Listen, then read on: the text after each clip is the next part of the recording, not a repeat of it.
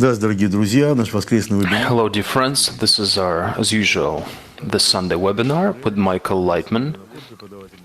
I am myself, and my hosts are the instructors of the International Academy of Kabbalah, and our topic is dissemination of Kabbalistic knowledge. We have a lot of connections. Please ask questions. We will voice them.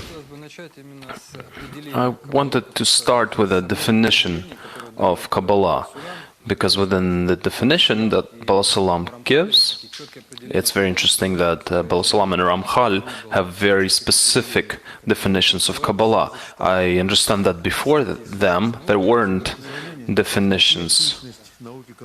An article about the essence of Kabbalah, Baal Salam explains that the wisdom represents the dissemination of roots and branches, which is a law that is aimed at one goal, that is the relation of the Creator to the creatures in this world.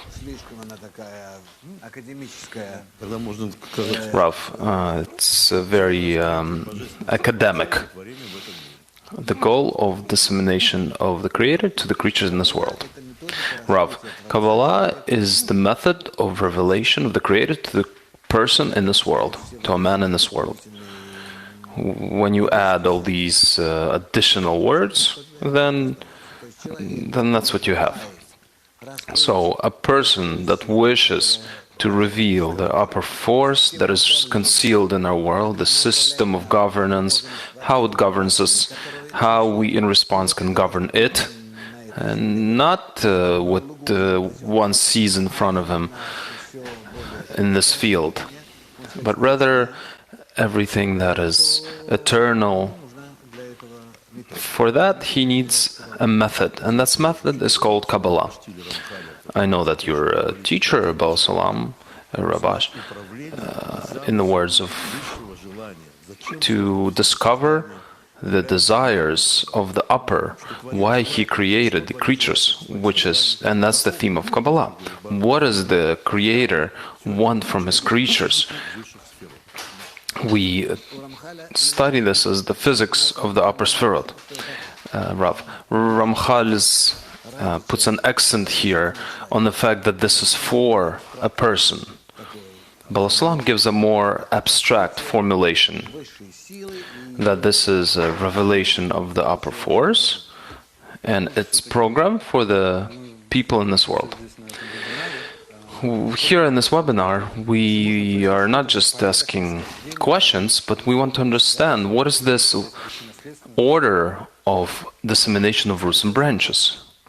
Rav, it's very simple. We are in a particular state, and the state constantly changes. We die, we're born, then there are others around us, from year to year, from century to century. Who controls us? Why? Where are we going? Nature doesn't do anything without a purpose. But what is the goal? We don't know, on one hand. On the other hand, if we're animals, then we can exist without a goal as well, just like animals. But this is a question that we have. It's interesting. We're not the same when we're born and when we die, just like animals. For them, it doesn't change. But we do change. And we change the world around us. Our society, humanity, human society. Which is why it is interesting for us to know if we're acting correctly, because this is reflected on our entire faith. Which is why a person is given an opportunity to attain how he is controlled. Maybe he can participate in this governance of himself from above. Can he influence this upper governance? Can he influence this entire evolution, entire history? This all becomes possible, but only for that. But for that, you need to lift your eyes a little bit, just a little bit further than you can see now. He writes here, constant and absolute laws. I know that during the last few hundred years, people have discovered over 200 laws of this world. Rav, it's not that. You see, the laws that we discover are the laws of already existing matter. But Kabbalah reveals the laws of how this matter is controlled from above on a different degree, different level. There is a force that controls this material. These forces have a certain program, how they control this nature and us. I am interested, how am I controlled? Even though I don't feel how I'm controlled, but I know that I am controlled. I'm born, I live not according to my will, and what is happening? This is something that we need to attain. Otherwise, we enter certain states of suffering that it's better for us to give some sort of efforts into this wisdom, into the science, which is why it's revealed specifically during our time when we have come to a state, desperate state. Can you maybe just voice a couple of laws? What are these laws? I want to understand what these laws are. Where are they in the society? In which matter do they exist? Can we say this or not? We are inside of one big law, Rav. Yes, we're inside one system, which is called a desire. And this desire is controlled by two forces, the positive and the negative. Take an engine, for instance. It's easier for me to say it like this. You have a certain mechanical object, and you have a plus and minus. And it's controlled by these two forces. And this is our entire system. The negative system is our egoistic system. It influences us constantly, awakening within us more and more egoistic desires. The second force is an altruistic force. It doesn't exist. We need to create it, attract it, and then combine it with a negative force, with the egoistic force, so that we wouldn't destroy the egoistic force, but would correctly combine them so that this engine would continue to work. In this way, we need to create this communication between us, because nature functions in this way. So we can say that the laws of this world follow the egoistic laws. And Kabbalah follows what? Kabbalah follows a system that is a combination of two forces. Only lately, scientists have started to talk about antimatter, and paradoxically, antimatter is not just something that exists in the universe, but it is basically equivalent to the amplitude and strength of all matter. And where is it revealed? And why don't they annul one another, these plus and minus?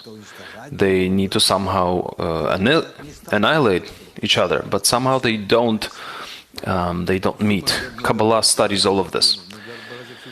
So all of these laws, 200 laws, all of this variety of laws, this is just a combination of these two forces? Rav, no, it's just one force, the egoistic force. In other words, the engine works only in a case when there are two forces. And that started by Kabbalah, Rav. And that's when we start to ascend from our world, where only the egoistic laws work in its different forms, and when we start to ascend onto the degree where two forces work, and we don't annihilate this egoistic force. We use it correctly.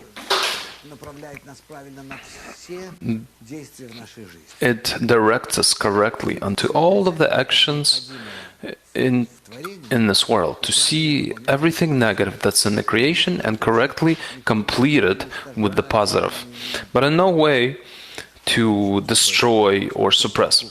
There's a question. Dear Rav, for the first time I'm asking this question, even though I've been watching you for a while. In the history of Kabbalah, Kabbalah has been devalued many times. Will humanity come to stop devaluating the value of Kabbalah?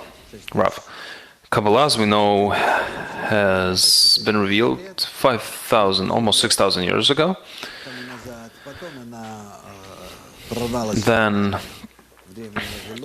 it somehow broke through in the ancient Babylon, then in ancient Egypt, then in ancient Israel about 3,000 years ago, and then 2,000 years ago it was concealed, and for 2,000 years was in exile, in concealment, and now is starting to be revealed. Once again, we are starting to reveal it. We are the participants of the revelation of Kabbalah, the science of governance in this world.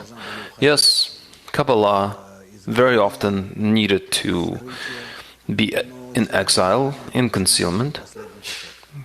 Today we are starting our last journey. This is written in Kabbalistic books that there will be no more concealment of Kabbalah. Today we feel that we have lots of enemies, but we need to understand that this the general direction is towards the revelation of Kabbalah, and this world with all of its problems and all of its advancements, problems which cannot be solved by the sciences of this world.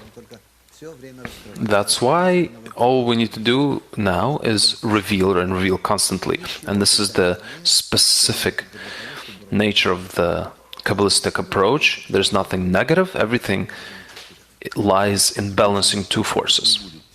So you think there will be no more ups and downs? Rav, no, there will be no more concealment. It's because it's written that Kabbalah can be revealed only during a certain time. From the time of Ari and onwards, this concealment of Kabbalah is cancelled and it's permitted to study Kabbalah. And Islam says that this is an obligation of all adults to study Kabbalah. Rav, yes, this is a gradual process. We are also at the beginning of this process.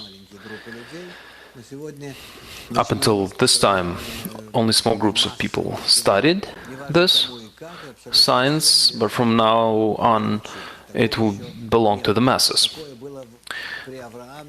This has not occurred before. This existed in ancient Babylon only during the times of Abraham, 3,000 years ago. Now we are continuing his path in a way. Question.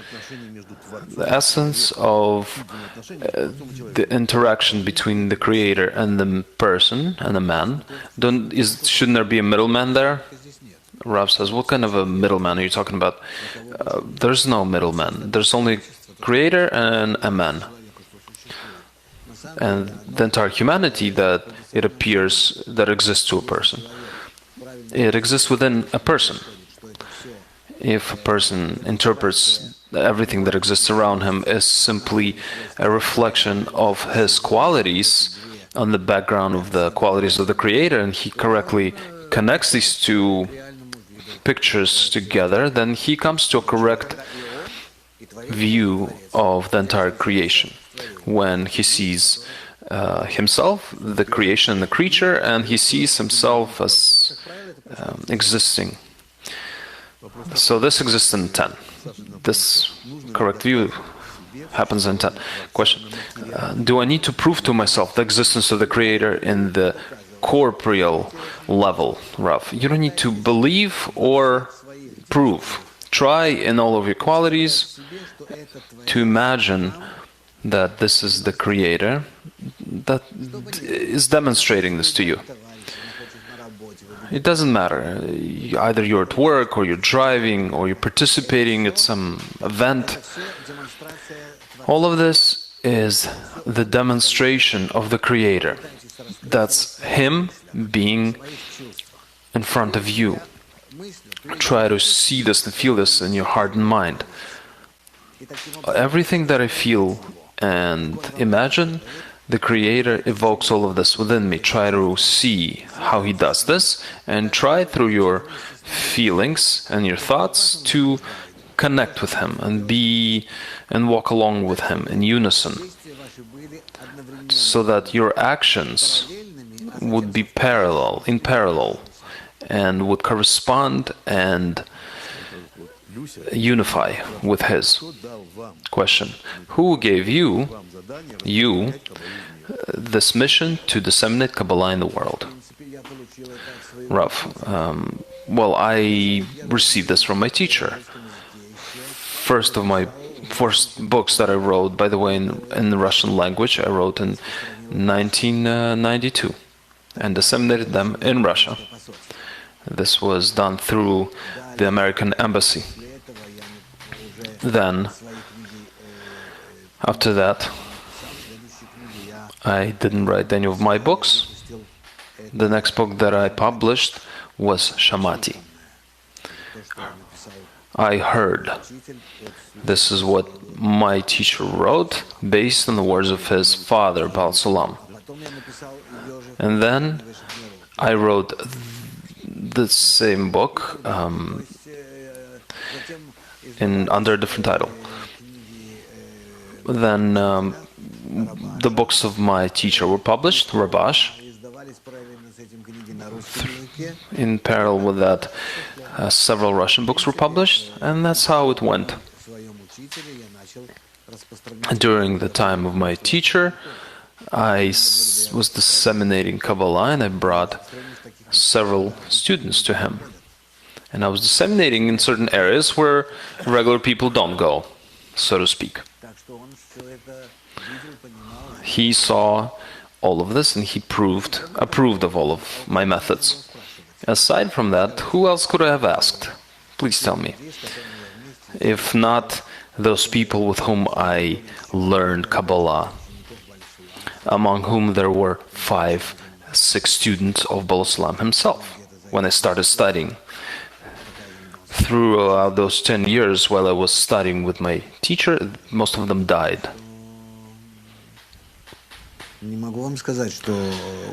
So I cannot say anything. I don't have a certain certificate that I've received a permission to disseminate Kabbalah in this world, in this life. But disseminating during the times of my teacher, of course, I understood that he approves of this, and he knew that I was doing it. Otherwise, I would stop doing it. Himself and his father, Baal Salam, were only for dissemination. Up until so much so that when I started studying with them, when I came there with my car, they asked me, take these books of Zohar and disseminate them somewhere. These are 23 volumes, and they were very big, very heavy set. I dropped them in my trunk, four boxes, and tried to disseminate them for free to different people. No one wanted it. Someone took it, but no one else. But they wanted to disseminate them for free, and these were very valuable books. They cost a lot of money to make.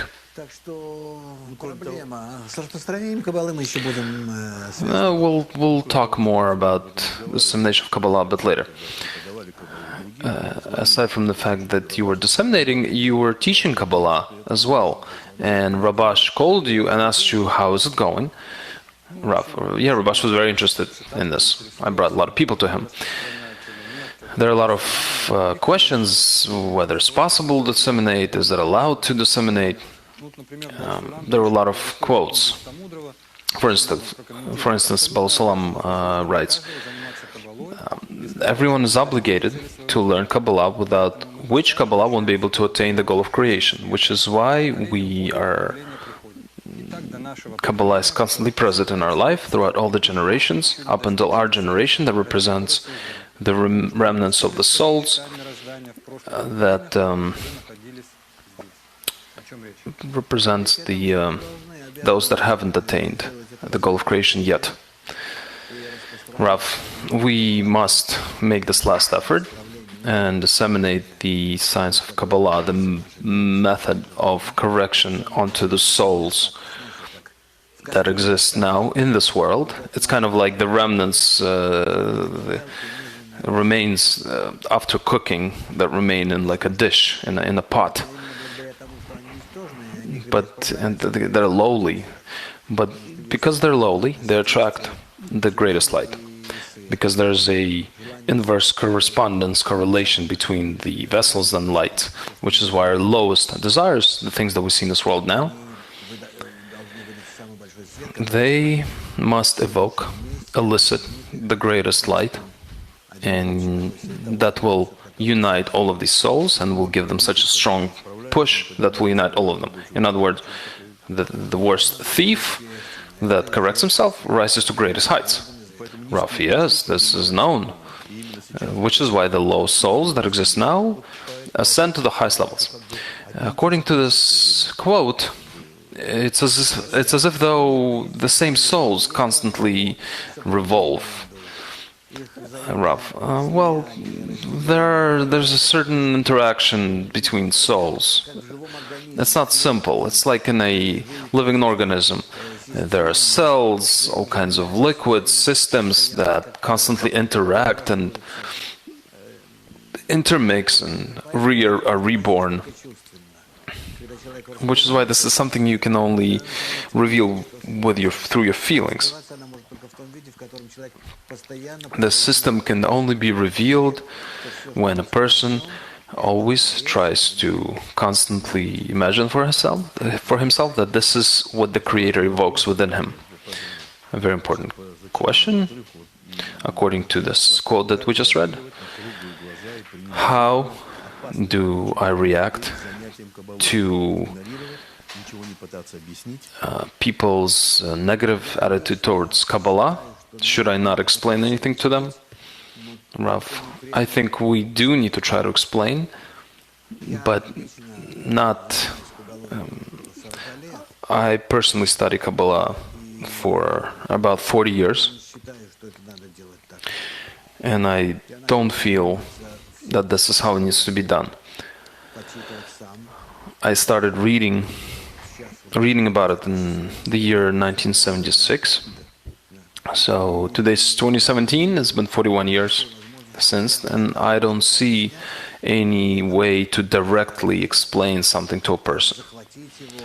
And with that, to capture him somehow, to capture his interest and push him towards studying Kabbalah. It's too intimate of a person doesn't even understand or feel, but he accepts Kabbalah in his soul.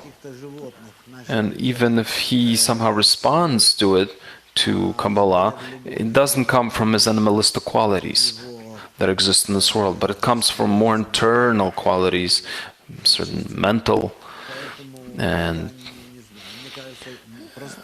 which is why I don't know. I think the best approach, the best thing is to give a book or maybe show a clip, but something that that person can look, watch, or read on his own.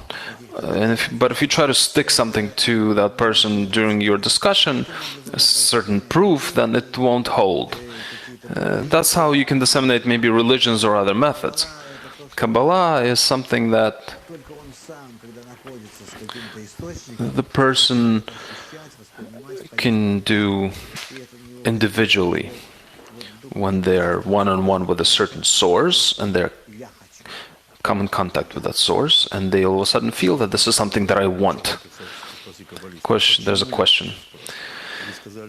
A person is asking, why does Kabbalah become purpose of life and valuable for some people, and for others it becomes something repulsive, rough? Because a person can have a desire that responds to this upper light. which is why a person can push it away. A person is an egoist. He doesn't want to think about this. This is something that annoys him. Subconsciously, he doesn't want this to exist.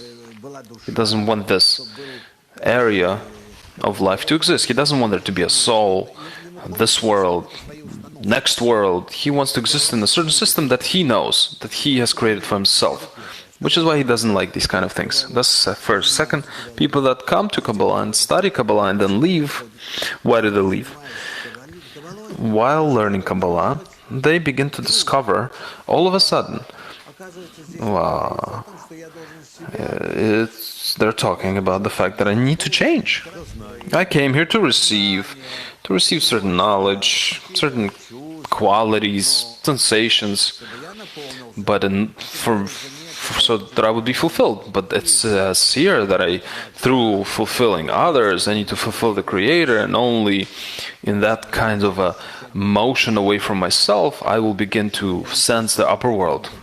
I don't feel any pull towards this, any attraction toward this. So excuse me, please. You can remain here with your Kabbalah, and I'll quickly run away.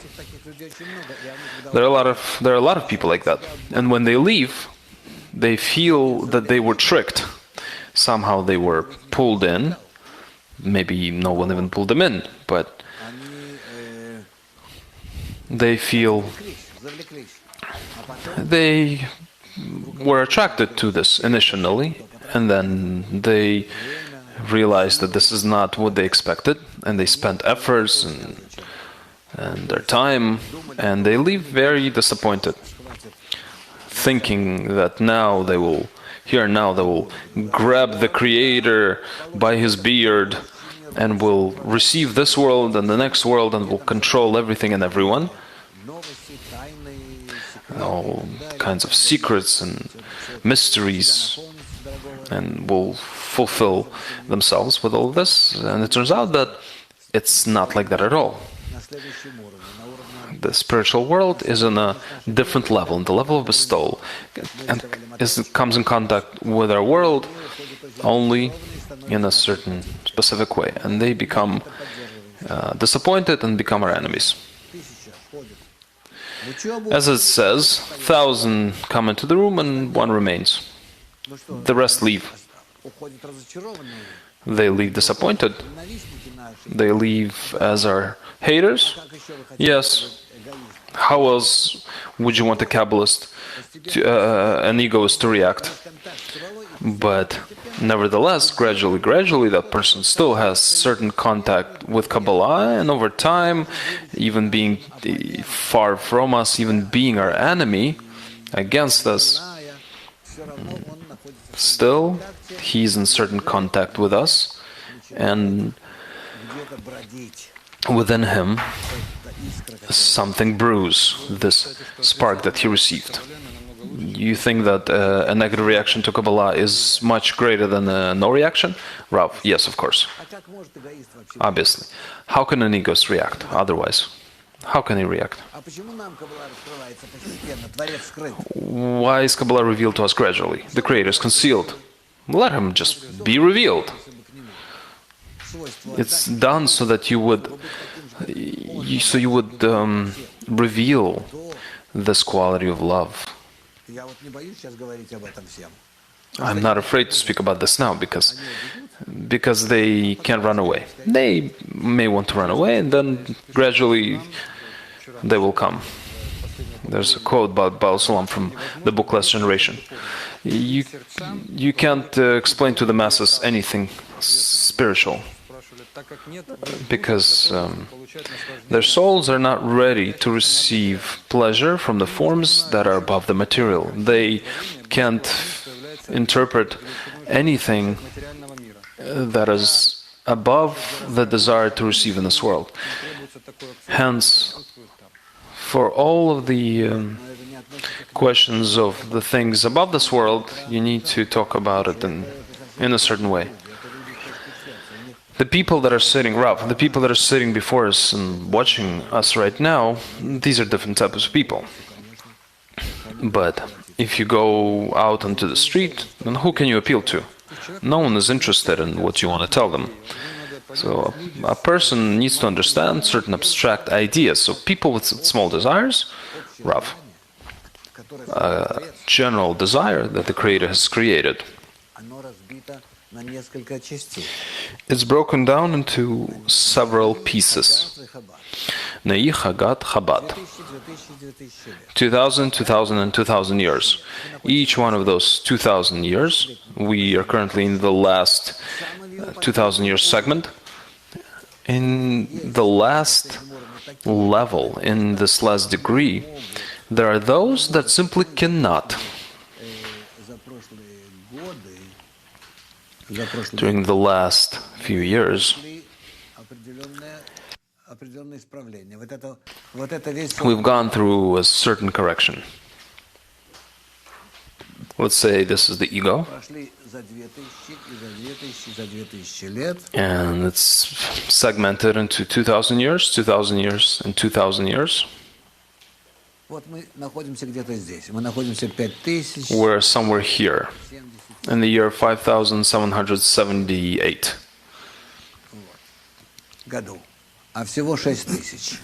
In total, there are 6,000 years. And here is 0. Адам. Представляете, где мы с вами находимся? Всего лишь 200 лет, даже, да, 200 лет, грубо говоря, до... We have about 200 years remaining until complete correction, which is why in our world today, the people that are being awakened, there aren't that many of them. Most of them will not be awakening. There's this level that will not be able to correct on their own. They'll simply unwittingly be attached to us and just tell us, do whatever you want, as long as there wouldn't be any problems. That level is called the body.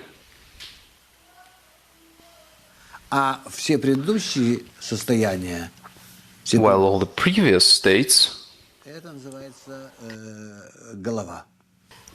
is called the head.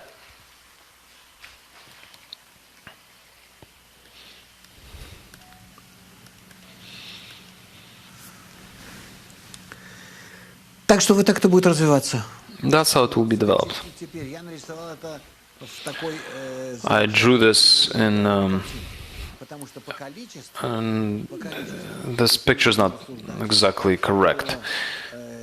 If we're talking about quantities, then this whole part called the head is only 1% of the entire population of the world, but 99% of the entire world is the body, which is why it says 1,000 come in, enter the room, and only one remains. In regards to those that leave, the question, I was interested in Kabbalah a few years ago, and it didn't retain my interest, and now I'm interested in it again. Rav, yeah, this happens. It's continuation of the question. I want to argue with you. I would evoke interest about Kabbalah in other people, because thanks to Kabbalah, I was able to overcome a lot of problems, and I'm not afraid of anything, including death. Rav, yeah, this kinds of things exist as well. There's another quote. The goal of life, Baal Sulam writes, is to merit adherence with the Creator for the goal of the Creator. And the goal is for the masses to find adherence with the Creator. Rav, I might be able to advance towards the goal and maybe even be able to give everything into the system that is aimed at the Creator, or maybe I will not be aimed at the Creator in my work, but aimed towards the masses in my work, in order to turn them towards the revelation of the Creator. These are two different vectors in our work. There's those that can be aimed more towards the external, towards the masses, and there are more that can be aimed more towards the internal. It doesn't matter, as long as a person can check himself.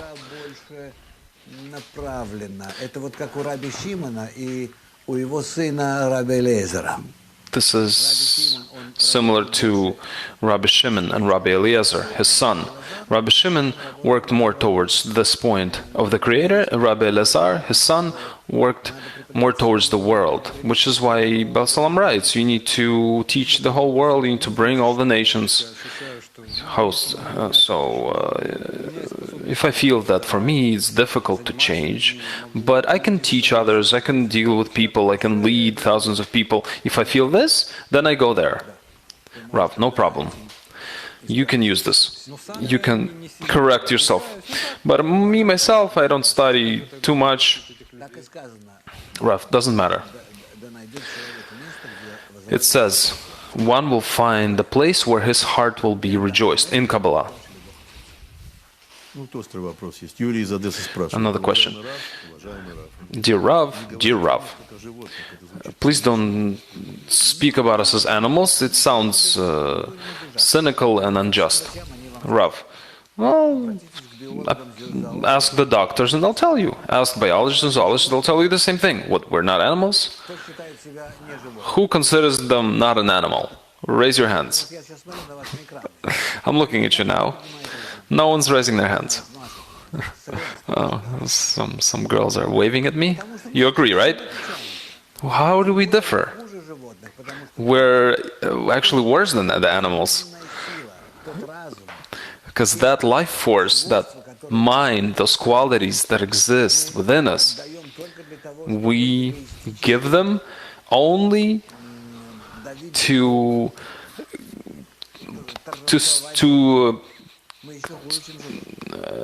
break each other egoistically, to suppress each other.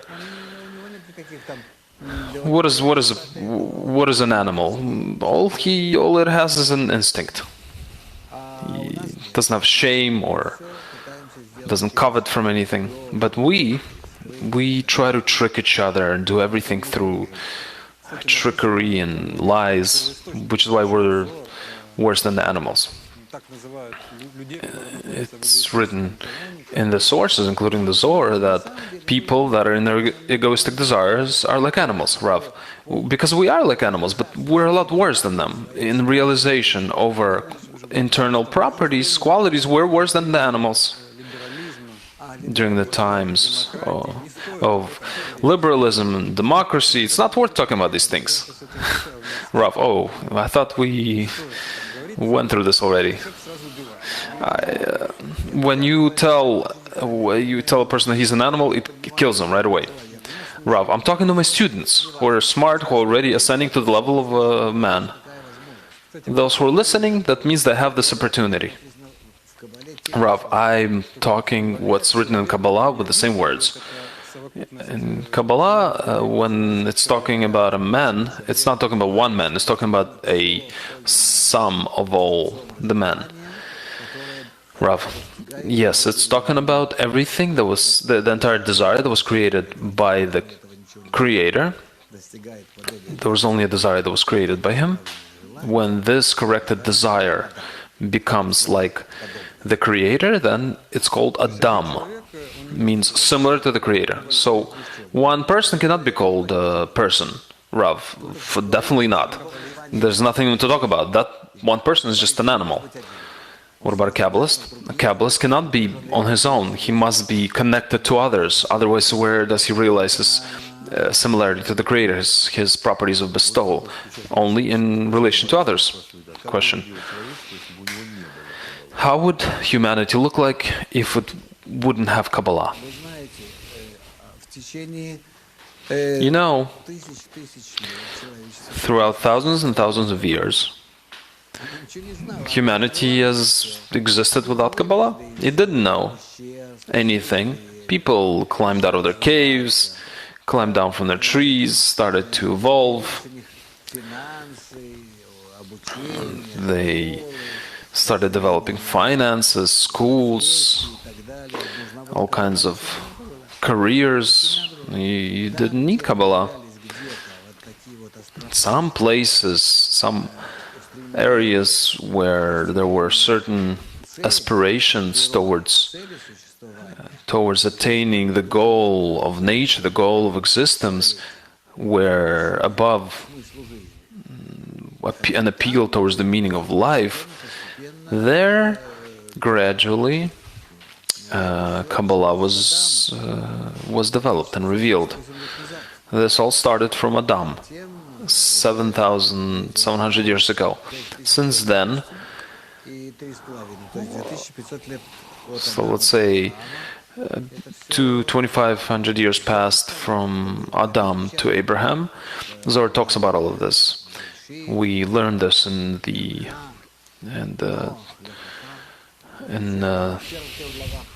topics of Bereshit and Lech Lecha, in the first volumes of the book of Zohar.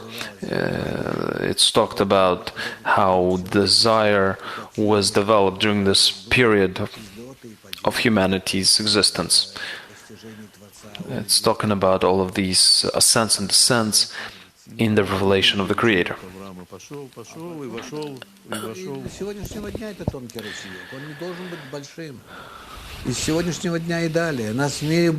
From this day and onwards, our world, if in some country there exists maybe even a 1% of Kabbalists, then this would be already a Kabbalistic empire. This is an interesting topic. We're talking about the foundations of Kabbalah. Baal Salam writes that there are three directions. The first one is the fulfillment of your desires. Every person, he means a free person, a non-religious one. Every person has a certain spark towards the Creator, and throughout time it will pull him towards the Creator. And to attain that, he will agree to anything. And eventually, an opportunity will be revealed before a person to reach connection with eternity. Rav,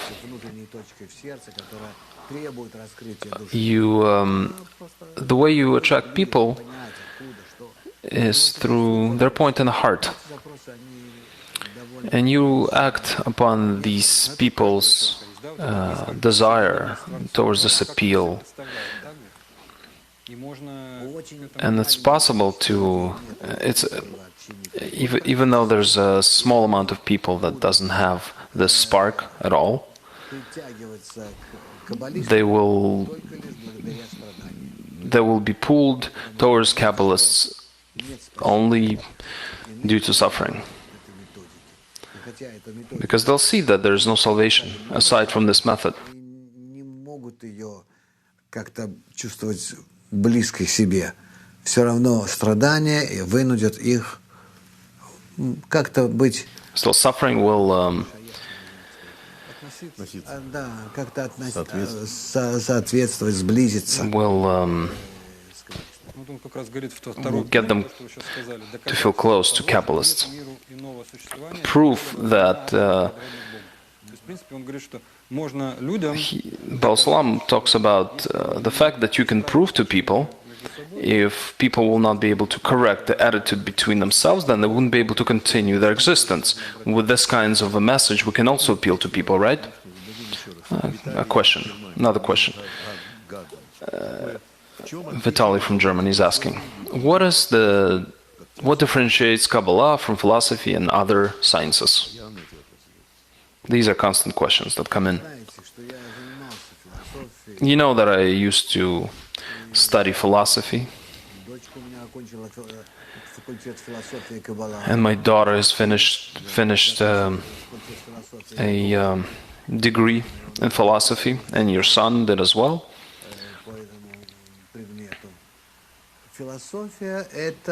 Philosophy is is an entertainment of the mind. Come into the philosophy, and you'll see what they do. Because it has no foundations. It has no scientific foundation.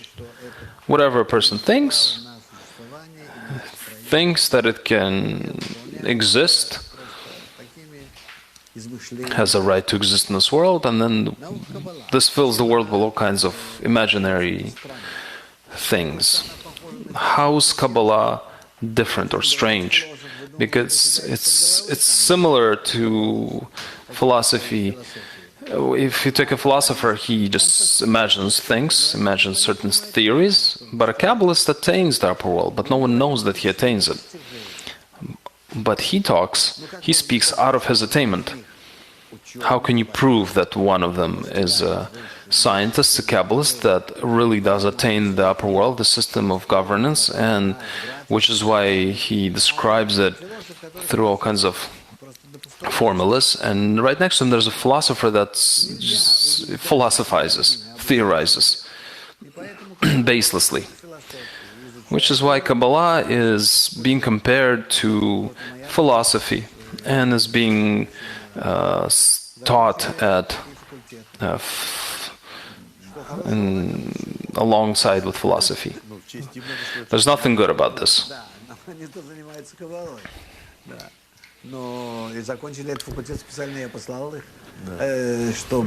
I sent some of my students to study philosophy so that we would have Kabbalists with diplomas. In general, no one can really say what is philosophy and what is Kabbalah. Kabbalah is concealed.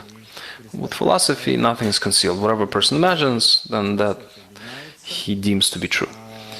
Which is why philosophy changes from a year to the next.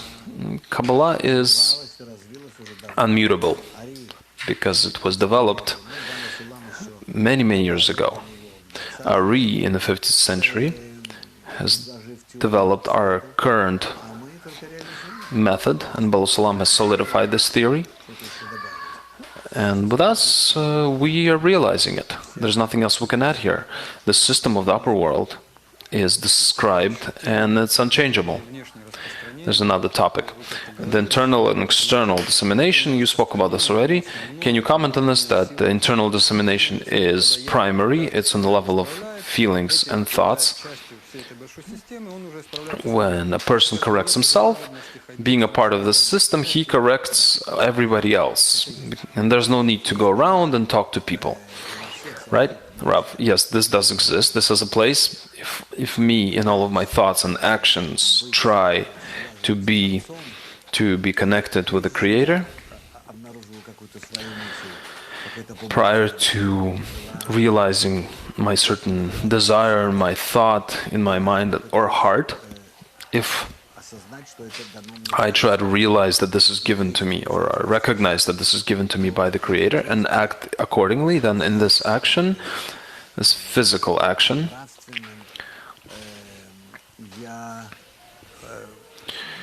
I become a certain conduit for the Creator into this world, and this influences the entire world and becomes dissemination.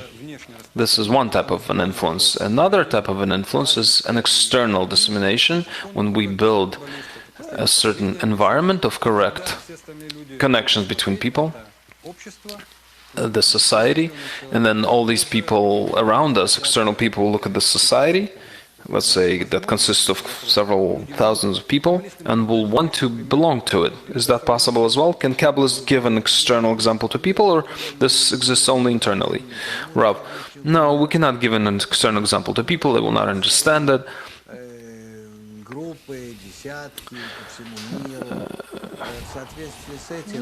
As we're increasing the amount of people that study around the world, and our tens, this is how we will influence others.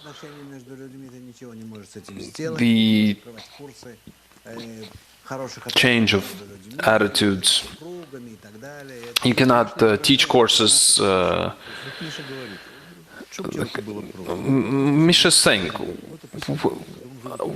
what would make it simple for people? If there would be a certain village, let's say, an example where people can see good attitudes between people, how people they could look at a society where people exist in good relationships with one another.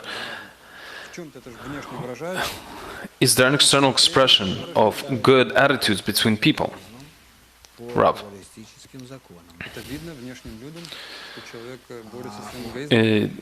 Is it possible to see how a person is working with his ego?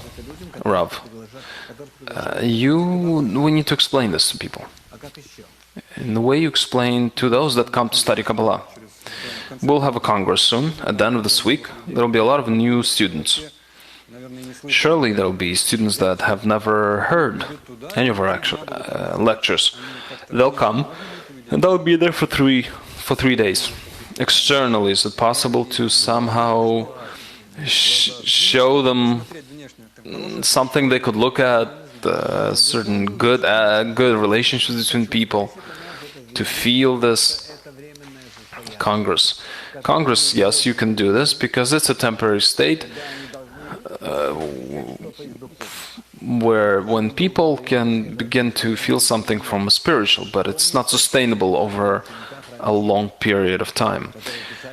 Do you remember what's written about the students of Rabbi Shimon that wrote the book of Zohar? They literally wanted to murder one another.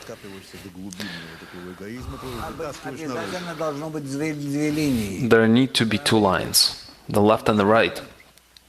Otherwise, it's not possible. So, we'll talk about this more. This is not simple.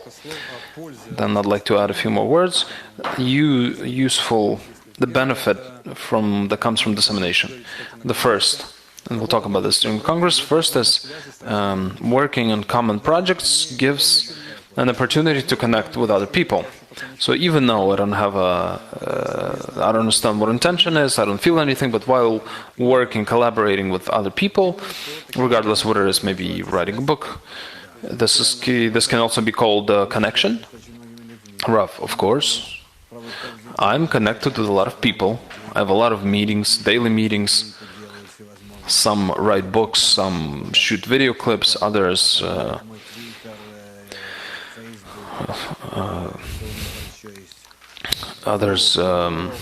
lead my Twitter account, Facebook, my blog in different languages. I'm in touch with them.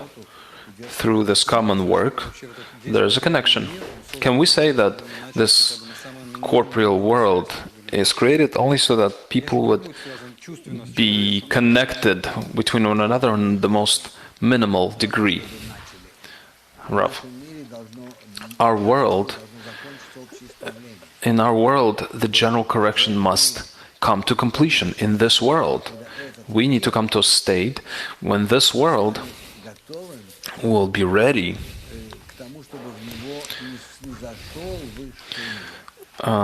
for the upper world to enter it, to fill it.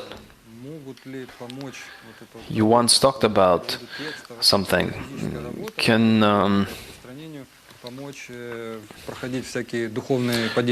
this work in dissemination that we do help us go through certain spiritual descents? Rav, you guys know, I sit from morning to night in my office. Sometimes I leave my office to come and talk with you guys, but most of the time I'm there. What do I do there? I work on materials. I work with content. I prepare materials for the lesson, for the congresses. I translate. I write in my Twitter, in my blog, and so on and so forth.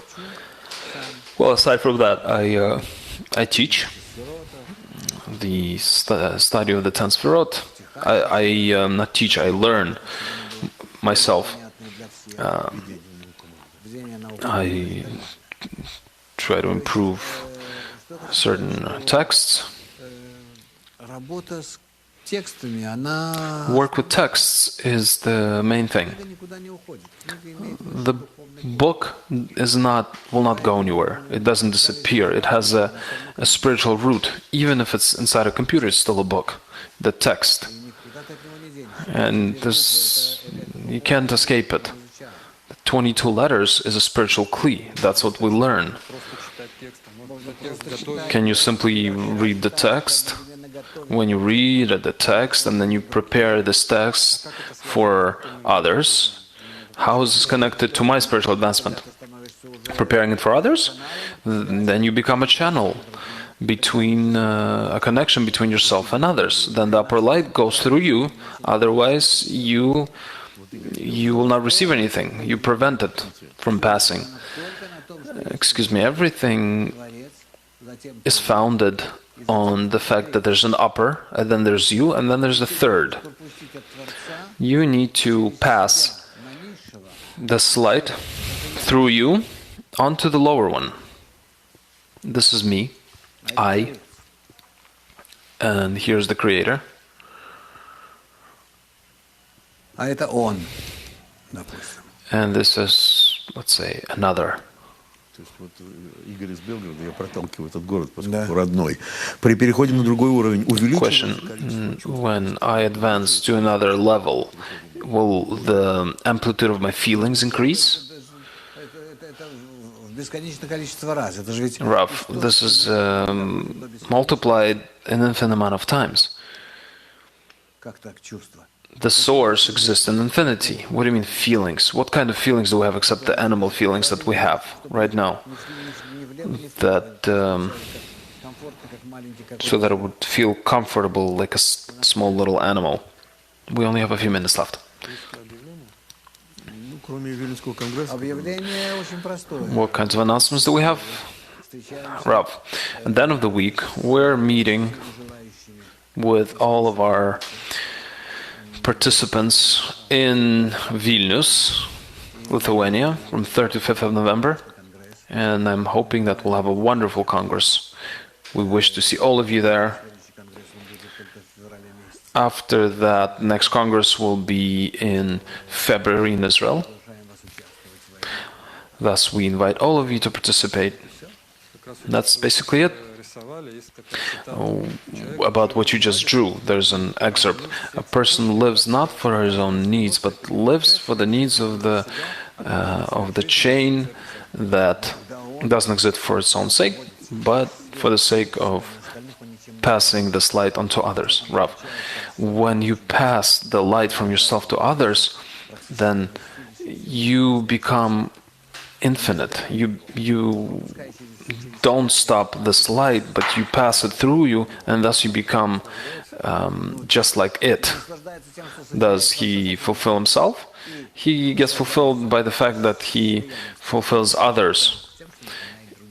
He is fulfilled by being adherent to the Creator and by the fact that he fulfills all others. What can be stronger than such a state? Can you describe the changes that happen with a person that becomes such a conduit? There's a question from Rav. No, I cannot describe it. I tell you one thing. A person begins to understand the true system of nature, which is infinite and endless.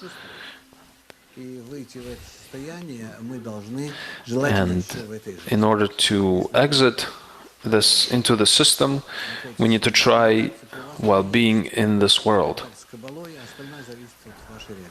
You already have this contact with Kabbalah, everything else depends on your realization. Before I thought that my Kabbalah helped me understand the meaning of life. Rav, yes, the question about the meaning of life kills a lot of people, and I truly hope that others will discover it. This is the main thing that Kabbalah can give. I'd like to make a conclusion.